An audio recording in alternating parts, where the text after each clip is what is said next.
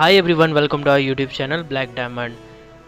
देश के कोयला मंत्री श्री प्रहलाद जोशी जी ने छत्तीसगढ़ के सीएम भूपेश बघेल जी के साथ मीटिंग की और कमर्शियल माइनिंग, स्टेट रेवेन्यू आदि बहुत सारे मैटर पे डिस्कशन किया। छत्तीसगढ़ के मुख्यमंत्री को हमने आज हमारा मुलाकात हुआ है मुख्यमंत्री के साथ। उसमें ऐसे तो कोल एंड मैन के उनका भी कई राज्य सरकार के भी कई मुद्दा था, हमारा भी मुद्दा था, हमने चर्चा की है। इसमें बेसिकली कमर्शियल माइनिंग का मुद्दा था। वो कमर्शियल माइनिंग में 5 जो ब्लॉक हमने निर्णय लिया था ऑक्शन करने के लिए, उसमें चेंज करने का उनका रिक्वेस्ट था। हमने एग्री किया है उसके बारे में। उसके बदले में 3 माइन हम ऐड कर रहे हैं एंड उस छत्तीसगढ़ गवर्नमेंट का हमने सुझाव लेके हम ऐड करते हैं। और बाकी कुछ कोल इंफ्रास्ट्रक्चर का हो और कोल में हम रेवेन्यू दे रहे हैं। कोल में हम 50,000 करोड़ का कोल इंडिया के तरफ से और जो ऑलरेडी पहले ही आवंटित हुए हैं कोल ब्लॉक के सब मिला के अराउंड 50,000 करोड़ छत्तीसगढ़ में हम इन्वेस्ट कर रहे हैं। ये सब अगर जल्दी प्रोडक्शन में आता है तो हमारा टोटल रेवेन्यू जो है, ये रेवेन्यू छत्तीसगढ़ को 15,000 करोड़ पर एनम होगा। इतने बड़ा इन्वेस्टमेंट और इतने बड़ा रेवेन्यू स्टेट गवर्नमेंट को मिलेगा। और ये सब बातचीत हुआ है, हमने माननीय मुख्यमंत्री के सामने ये सब रखा है। उन्होंने एनमेट के बारे में, डीएमएफ के बारे में बहुत अच्छा सुझाव छत्तीसगढ़ सरकार से तरफ से आया है, वो भी हम जरूर इनकॉर्पोरेट करेंगे, उनको इम्प्लीमेंट करेंगे। माननीय प्रधानमंत्री जी के नेतृत्व में आत्मनिर्भर भारत बनाने के लिए माननीय प्रधानमंत्री ने हम सबको ये निर्देश दिया है, सब राज्य सरकारों के विश्वास के साथ कोऑपरेटिव फेडरलिज्म के लेटर एंड स्पिरिट में आप लेके चलिए, ऐसे माननीय प्रधानमंत्री जी का निर्देश है।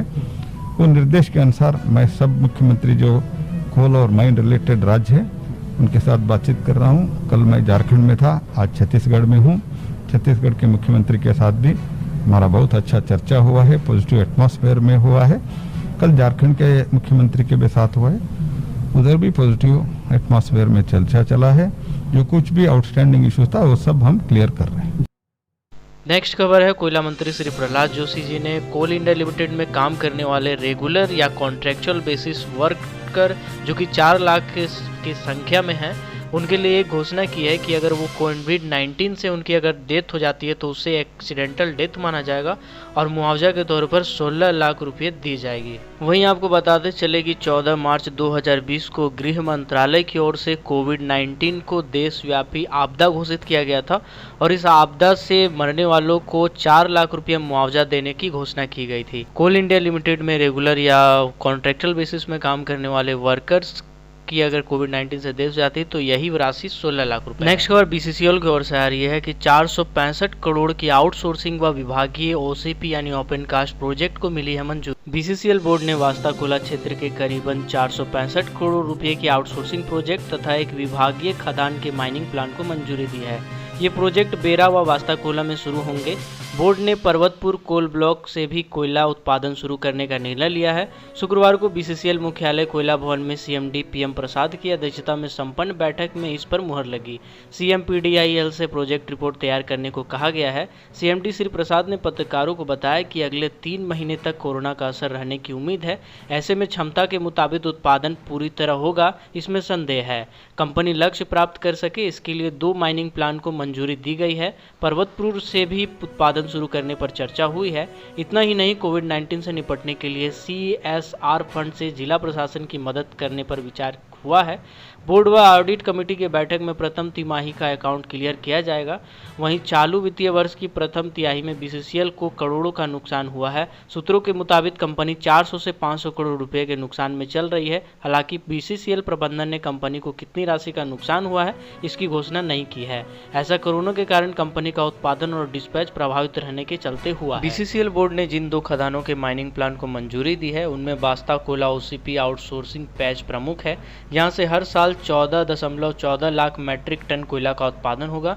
परियोजना से अगले 5 सालों में 1:5.04 से स्ट्रिपिंग रेशियो से 300 56.70 लाख क्यूबिक मीटर ओबी की निकासी कर 70.70 लाख मीट्रिक टन कोयला निकाला जाएगा। यानी ओसीपी से 5.4 डंपर ओबी निकासी करने पर 1 डंपर कोयला मिलेगा।